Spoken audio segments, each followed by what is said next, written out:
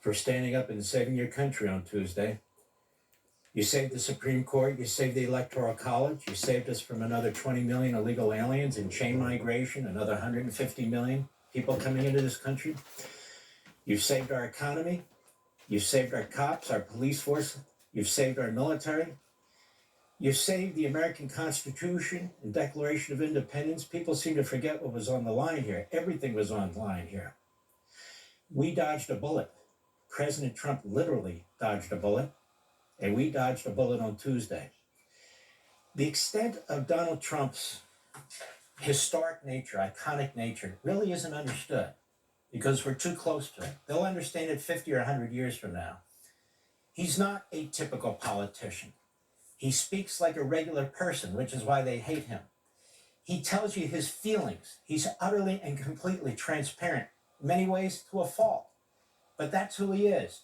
And we, the American people, it turns out we love this man. We want him back in the Oval Office. We want him to lead the country. We have rejected completely, utterly, undeniably, the Democrat Party, the Marxist, jihadist agenda. We have rejected it. We want nothing to do with it. We love this country. They do not. We do not want the fundamental transformation of America. We want America back. And you did this. Do with it. We love this country. They do not. We do not want the fundamental transformation of America. We want America back. And you did this. All the talking on the world, all the TV in the world, all the radio in the world couldn't have changed this but for you. And you came out en masse from all corners of the country, every single background, every single race, ethnicity, and religion. Whether President Trump won them outright or won a significant number, it didn't matter. We beat academia. We beat Hollywood and entertainment. We beat the DC special interest groups. We beat the corporatist oligarchs, the oligarchs. We beat academia. We beat Hollywood and entertainment. We beat the DC special interest groups. We beat the corporatist oligarchs, the oligarchs. Put up $1.2 billion to defeat him. They lost. But I want to make something abundantly clear. There is no kumbaya. This isn't hands across America. Have you seen the media? Have you seen the Democrats? They haven't changed. Their stripes haven't changed. They're the same evil empire they've always been. And after a couple more days and a couple more weeks, they will make public what they're doing right now. Do you know what they're doing right now? In the shadows, they are plotting to try and figure out how to destroy the Trump presidency. This White House today, speaking out of both sides of its mouth, they have a whole bunch of executive orders ready to go to try and stymie the Trump agenda, the American people agenda. He's got a real mandate. And his mandate is, we want normalcy back. We want our lives back. We want our freedoms back. We want our religion back, our family back, our sovereignty back. We want America back. We're not interested in what Obama, Hillary Clinton, Biden, Harris, the whole long list of reprobates. We don't want what they want to do to this country top down. And you made the difference. You changed everything.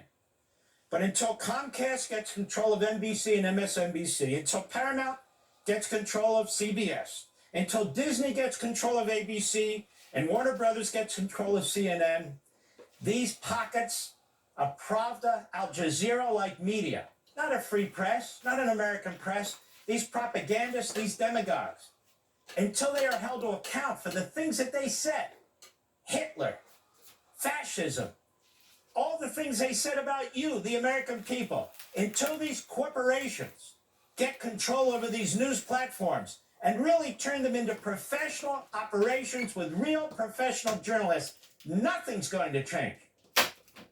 So I just want you to be aware of this.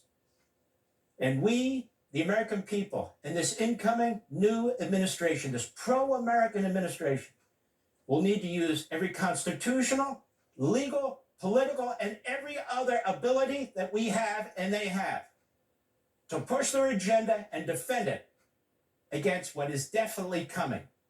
Because these people don't roll over. They don't go into fetal position. They get angrier. They want more power. They grab more money. And they never say no. I just want you to be aware of this. I want to tell you the truth. Now, I want to get into a few other things here. This lawfare stuff, I'm not going to let it pass. I have in front of me one paragraph that was filed by the unconstitutional rogue prosecutor, Jack Smith, on behalf of the Department of Injustice and the entire regime that's still in place. United States versus Donald Trump, government's unopposed motion to vacate briefing schedule. He didn't move to vacate the cases, the briefing schedule. So all the reporting is wrong. As a result of the election held on November 5, the defendant is expected to be certified as president-elect on January 6, 2025, and inaugurated on January 20, 2025. They are sharp. You got to give them that.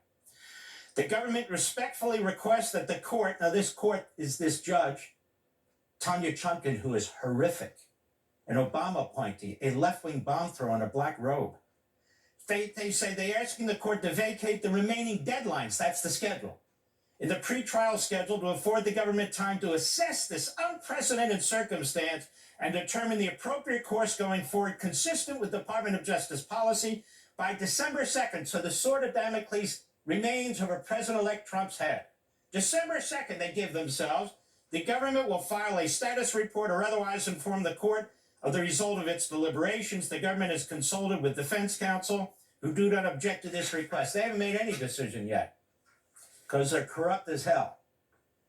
This memo that I brought to you years ago, October 16, 2000, which incorporates a memo by the Department of Justice as well in 1973. So for half a century, it has been the position of the United States government, the Department of Justice, that you cannot indict a sitting president.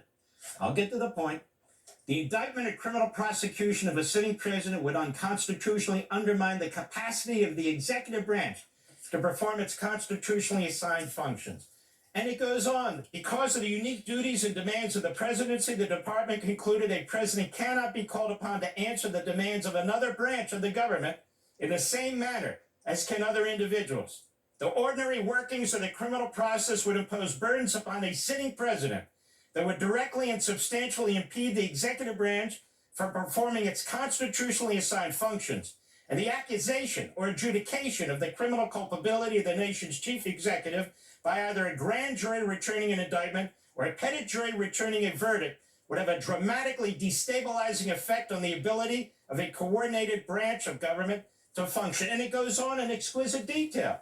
3 types of burdens merit consideration. A, the actual imposition of a criminal sentence of incarceration. So it's not just indictment, it's the entire trial process, which would make it physically impossible for the president to carry out his duties. B, the public stigma, an opprobrium occasioned by the initiation of criminal proceedings, which could compromise the president's ability to fulfill his constitutionally contemplated leadership role with respect to foreign and domestic affairs. And C, the mental and physical burdens of assisting in the preparation of a defense for the various stages of the criminal proceedings, which might severely hamper the president's performance of his official duties. He's going to be distracted. He's fighting for his liberty while he's president of the United States.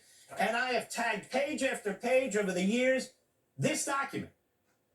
Half a century, you cannot indict a sitting president. But Mark, Donald Trump is not a sitting president. And when they indicted him, he wasn't a sitting president. They rushed. They interfered with the election.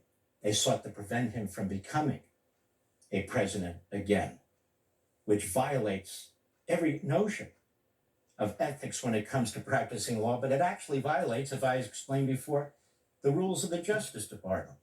For instance, federal prosecutors and agents may never select the timing of any action, including investigative steps, criminal charges, or statements, for the purpose of affecting any election or for the purpose of giving an advantage or disadvantage to any candidate or political party. Such a purpose is inconsistent with the department's mission and with the principles of federal prosecution, and it goes on. That's their position, official position. That's their rule. Did it happen? You better believe they did it. More in a second. And I pointed out to you, Office of Attorney General, every single Attorney General since Mukasey, under George W. Bush, right up to Garland, believe it or not, Biden, have put out this memorandum that has said election year sensitivities. And they basically say, look, you're not to bring cases that you think or can possibly affect an election, let alone a presidential election. And that's the official position of the department. So they've had basically a 60-day rule, but it's even broader than that. And here they are, all the memoranda right here. That's what it says. So what happened here with Donald Trump? And I don't care if they're filing documents with the federal court right now or not. The Trump new Justice Department needs to get to the bottom of this. We can never allow a rogue Department of Justice at the direction of a president or vice president or anybody else in a regime to unleash the full power of the Department of Justice, the Criminal Division, the Public Integrity Division, a so-called special counsel, to interfere with a presidential election for the purpose of defeating a specific candidate, to go to court after court in this country to try and get the processes of due process cutting. I'm not talking about recriminations. I'm talking about setting this straight. We need to find out exactly who did what, when exactly they did. I'm not talking about recriminations. I'm talking about setting this straight. We need to find out exactly who did what, when exactly they did. Look at the documentary evidence of what they did. Make it available to the American people and say, we will never, ever allow this to happen again to any candidate of any party. Now, let's continue with this. The federal case is dead. It's over. They shouldn't have to wait till December 2nd. They shouldn't have to wait another second, period. It's over. Even if it has to go all the way to the Supreme Court. Now you say, but Mark, again, he wasn't president of the United States. I know exactly what Donald Trump was. He was a candidate for president, and they tried to cripple him in advance of the election. And you know what? You said, no, we're not buying what this guy Smith did or this Judge Chutkan did. We're not buying what Garland did and the other reprobates of the Department of Justice. This is the United States of America. You don't treat anybody this way, let alone a candidate for president. And the American people put a stop to this. Not a judge, not the justice system, quote unquote, not any whistleblower at the Department of Justice who said, we don't do this sort of thing. You, the people, we, the people, put an end to it. Now, they still have their little entrails going on here, but that's the truth. Now, Mark, what about this case in Manhattan, this New York case? No, this case in Georgia. What do we do about that? We have what's called a Constitution of the United States. Now, I know you folks on the left hate it. I know you like to go around and decide which parts you'll comply with. You don't even like most of First, Second, Fourth, Fifth, Sixth, Eighth, Ninth, 10th, 15th, 14th Amendments. If you had your way, you'd rewrite it, which is why you were defeated. We don't want your way. We don't like tyranny. The Supremacy Clause. What is the Supremacy Clause? Let me read it to you. And Acting State Judge Marchand, let me read it to you, because you need to be educated. You are a constitutional illiterate. This Constitution, this is this quote, and the laws of the United States which shall be made in pursuance thereof, and all treaties made or which shall be made under the authority of the United States. Ready, Judge Marchand? Pay attention. Shall be the supreme law of the land, federal law, and the Constitution. And the judges in every state, including you, Marchand, shall be bound thereby, and anything in the Constitution or laws of any state to the contrary, notwithstanding. That's the Supremacy Clause of the Constitution. Very, very important. So much so it shows up in the Federalist Papers. Look at this. Federalist number 33, written by Alexander Hamilton. All you lefties like him. Remember the play Hamilton? Oh, yeah. He's your guy. A law, by the very meaning of the term, includes supremacy. It is a rule which those to whom it is prescribed are bound to observe. This results from every political association. If individuals enter into a state of society, the laws of that society must be the supreme regulator of the conduct. If a number of political societies, localities, enter into a larger political society, the laws which the latter may enact, the state and localities, pursuant to the powers entrusted by it, by its constitution, must necessarily be supreme. If states join into a nation, then the national laws have to be supreme. Otherwise, what do you have? Well, James Madison tells us what we have. It would have been seen the authority of the whole society everywhere subordinate to the authority of the parts. The parts would have control of the whole. You'd have anarchy, you wouldn't have a country. It's called the Supremacy Clause. Now, what the hell does that have to do with Mr. Marchand? That Stalinist trial that was held in Manhattan, where they violated the 5th and 14th Amendments, among other things, due process and equal protection. Our country works. That's not the way our justice system works, and we don't want it to work against us this way. You put him into it. So what does it mean? Marchand has no jurisdiction. He has no authority. The Supremacy Clause. He has no authority because the whole case is based on the unstated federal election laws. It's a dead case. He's got no authority because of that memo in 2000 written by the Department of Justice. The same reason the feds can't conduct themselves that way is the same reason that a state can't conduct itself that way. In other words, understand what I'm saying. The office of the presidency, federal law, the election law, the federal constitution, the functioning of the executive branch cannot be in any way hampered, interfered with, degraded by a state judge or a state prosecutor because of the Supremacy Clause, because of a lack of jurisdiction, because it involves federal law, and 1,000 other reasons. That case is dead. But Marchand is just too stupid to know it. So he's going to have to be educated about it, isn't he? One other thing. What about those 34 felony convictions under this Stalinist court and this phony judge with a phony prosecutor?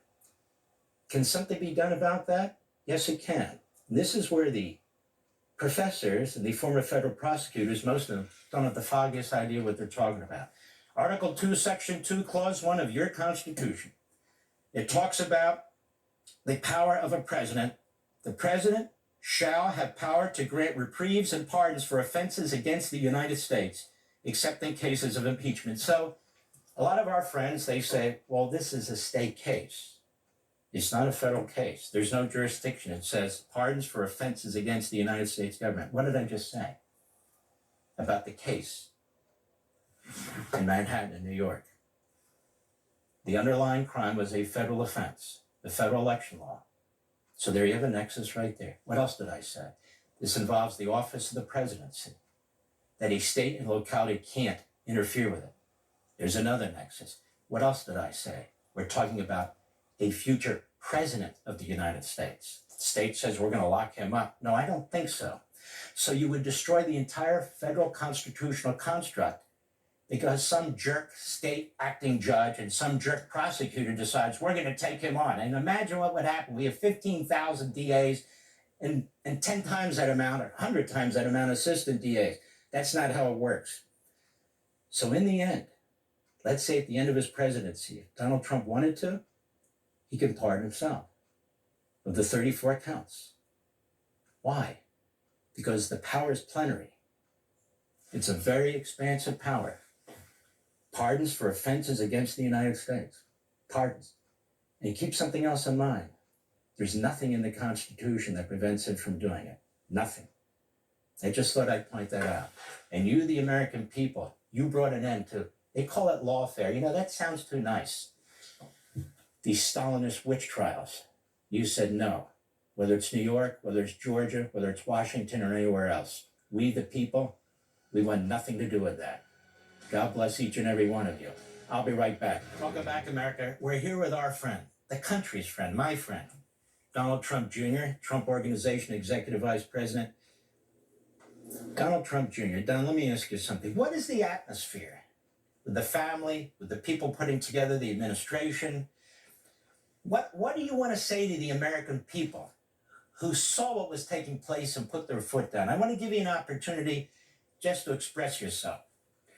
Well, Mark, thank you so much. No, I really want to thank all of them for standing with us, for understanding the years of persecution, of lawfare, of frankly quite a bit worse, just for understanding what was really going on, for seeing through the nonsense. We fully understand these days how hard it is just to get by, just to survive.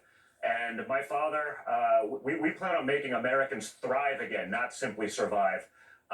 It's great to see them, again, be able to get through all of the noise. And there was a lot of noise, as you know. I mean, I listened to, your opening monologue, and you hit all these points of just how bad it was, and then it got surprisingly worse. So I just want to thank them for all of it. You know, my father will always fight for the American people. I will always fight for the American people. But without them understanding, without them taking, you know, that chance and being able to see through, you know, that years of just a barrage like no one's ever seen before of lies, of misinformation, of suppression and censorship. I just want to thank them for making that call, and I can assure you we are not going to let them down. And isn't it really exciting? The American people literally rose up and said, we want Donald Trump as our president. We want J.D. Vance as our vice president. We embrace this agenda. We embrace this man. There's not a damn thing the ruling class can say or do. Massive landslide, electoral college, all these states that were said to be in play, none of them were in play. Massive popular vote. Everywhere you look, he improved upon what Republicans have done in the past, including the Bronx, New York, and so forth. Your father is a historic and iconic figure who is very endearing to the American people. And my question is, as you put together your administration and so forth, you put together your government, you're still, I think, wise to the fact that there are elements out there that want him to fail, that would like nothing more than to impeach, nothing more than more criminal investigation. In other words, I'm saying most of these people haven't gone away. Yeah, no, I think that's very fair. We definitely recognize that. The swamp itself, you know, the Uni Party in D.C., you could see there was a reason they put up such more resistance, even on some of the Republican side. They understand that Trump, with 4 years of actual understanding, having been president, having come in as a total outsider, you know, you trusted people that, you know, you believe them because they had an R next to their name, but you realize that's actually meaningless. So I think we have an opportunity now to put together a coalition of people that are truly America first, that don't believe they know more than the duly elected president of the United States, people who aren't sort of the self-appointed gatekeepers and arbiters of who knows best. We understand who those people are, and, you know, part of my job for the next 90 days is going to make sure that those people don't get those positions of power where they can stymie the agenda that America overwhelmingly voted for. My father's always been very clear. He does not mince words. The American public knows what he wants to do, and they know he's capable of it, and that's what makes D.C. so scared. So we're just going to make sure that we don't have those roadblocks in there. And, you know, that's always hard to, you know, figure out in D.C. It functions very different than business. People claim to be on your side for years. They'll snake you for a good article or some, a commission deal for some other guy that they're representing that's a special interest. I think we have as good an understanding as we could possibly have of that, and that we didn't have in 16. So, knowing what we know now, I think it allows this agenda to be so much more effective, this mandate that we were given. You've taken the notion of, he didn't win the popular vote. You know, you've taken that off the table. People have to understand that this is the direction that America wants. When you look at the gains with, half the 18 to 29 vote, you never thought that would be possible. Huge gains, doubling, of the African American vote, more than that in some of the Hispanic vote. I mean, it's truly a mandate for all Americans, and I think that's so important and fundamental to what we're trying to do. And you raise a very important point when we come back, Don, which is personnel is policy. You get over 3,000 positions that you can appoint from top to bottom, even though there's 2.5 million bureaucrats. So it's crucially important. Personnel is policy. So what are you doing? What are others doing to make sure that the people who serve really, and I'll put it bluntly, aren't saboteurs, aren't out for themselves. We're there to push the agenda that the American people voted for in supporting your dad. We'll be right back. Welcome to Fox News Live. I'm John Scott in New York. The transition to Donald Trump's second term as president is officially underway. The president-elect will meet with President Biden at the White House on Wednesday. The meeting comes as the Trump transition team is quickly working to fill key White House positions. Mr. Trump already making history by picking his campaign co-chair, Susie Wiles, to be his chief of staff. She'll be the first woman ever to hold that job. Most of the Trump cabinet nominees are... Staffing is a very big issue in long-term care. It's a lose-lose for everyone. The nurses are burnt out. The residents are not receiving the quality care they need. Everybody is disadvantaged. The remarkably delicious taste Hello toothpaste makes every day yay. Same in-store low prices delivered to your door. Holiday groceries from where you'd rather be. I love your building. Is anything for sale? Oh, shut the front door. My son is in real estate. Andy DJ's. And how are you fixed for supplements? He does it all. RE/MAX agents don't stranger-splain. They explain with exactly the advice you need.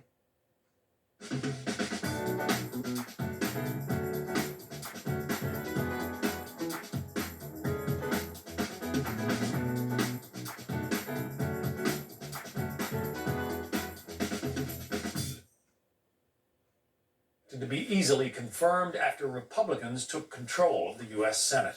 Fire crews on both coasts are busy battling wildfires. A flurry of blazes has burned more than 65,000 acres across California.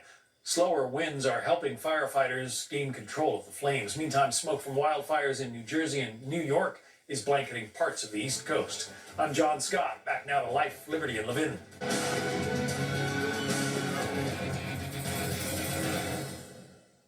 Welcome back, America. We're here with Donald Trump Jr. So this personnel issue is very, very critical, and you're involved in it. You said the next 90 days. So what are you kind of doing to make sure that people who opposed your father, Republicans who opposed your father, trying to come under, the radar, how are you going to make sure that he really gets the people he needs? Well, Mark, a big part of that is the reality of it is anyone who was willing to oppose Trump got plenty of TV time, so we'll be able to figure out who those people are exactly. I think we had that's the reality. They say, "Oh, I love you." They show a tweet from 7 minutes ago saying, "Look how much I love you." It was like, "Yeah, let's go roll the tape."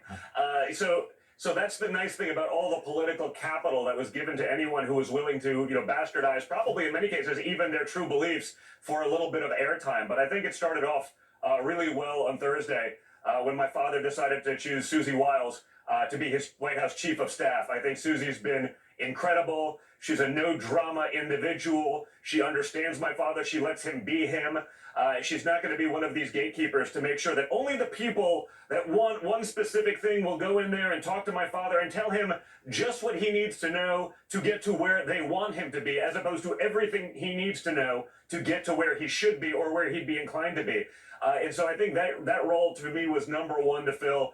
We needed to do with someone that understands him, and I think Susie's going to be an absolute rock star in that position. And my father, throughout his whole career has done that. I mean, he was a better builder than most because he was able to and chose to listen to guys on the ground, the actual construction workers, not just guys in an office. So he wants to hear everyone's opinion. He'll always make up his own mind, be sure of that. But he wants to hear from everyone, and I think Susie's the perfect person to allow my father to be himself so that we get to these decisions the way he would want them to be. Not the things that are guided by, the corruption within the swamp. You make a great point about your father. He's the president. So when you have these generals who are trying to push their way, or these squirrely little activists who are trying to push their way, or no, I don't think you should do that. Give him your opinion. He wants to hear it, then get back and then execute, correct? 100%. And that's what you didn't have in 16. Like I said, and now you have much more of a mandate. We understand who the bad guys are. They'd nod and say, yes, sir, yes, sir, yes, sir. And then they go back and put it in the circular Rolodex. He'd bring them in 3 weeks later. What's happening? Oh, it's taking a while. They weren't. They were just slow rolling him. So, again, now we understand who those people are. We understand, the loyalists. We understand who's also competent. And we're going to choose the people who are both loyal and competent to the mission that he wants to fill for America. And that's a hugely important role. That's going to take up a lot of, my 90 days. I'm going to make sure to do whatever I can to present my father a list of people for each of those roles that he'll ultimately choose on his own. But, I've immersed myself pretty heavily into this for the last, almost decade now. So we have such a clear understanding of it. We will know, and we're going to make those right decisions. It's going to be incredible. I think you're right. All the learning that took place in the first term, second term, it's amazing to me as somebody studies history. Your father, the 45th and the 47th president of the United States. They thought they had him taken down, indictments, impeachments, trying to take his business away from him, coming after you and the other family members. They thought they were on the brink of sending him to Sing Sing. And look at him. I'm telling people right now, you look at great presidents in American history, Don. You look at Andrew Jackson. You look at Abraham Lincoln. They all were attacked. And when they were done, 50 years later, they were considered among the greatest presidents in American history, and none of them were attacked like your father. Any final words? Well, no, again, I just want to thank the American people for that. It's, it is an incredible mandate. We look forward to executing it. No one's going to work harder than my father. I saw that. I mean, even on the campaign trail in the last couple of days, I watched a guy that is 78 years old, do 2 all-nighters in a row and still have an energy level that would put most 25-year-olds to bed. It's absolutely spectacular. So no one is going to work